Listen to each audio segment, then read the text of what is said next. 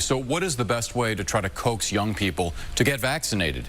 The answer appears to be text messages and a popular app. ABC 7 News reporter David Louie shows us the strategy at the Santa Clara Health Department that is aimed specifically at its 156,000 teenagers.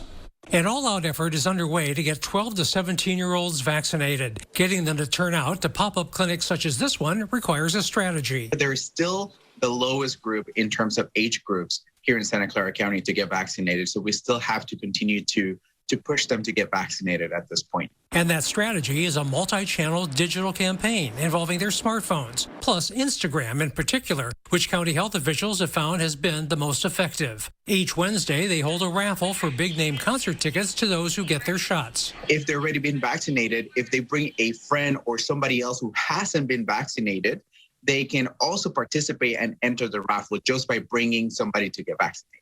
However, the campaign also involves SMS, text messages, and push alerts. That keeps from 10 to 70 members of the communications team busy. The more channels that government agencies and healthcare organizations can adopt, the more effectively they'll be able to reach people. George Deglin is CEO of San Mateo's OneSignal, whose platform helps businesses to harness the power of messaging. In a survey just completed of 1,000 adults, it found that 74% opted in to receive COVID vaccine-related messages, and that 2/3 found them helpful for reminders and making appointments. Just over half signed up with public health agencies. A similar number prefer text messages. Younger groups of users do in general have a higher response rate to the messages that they receive.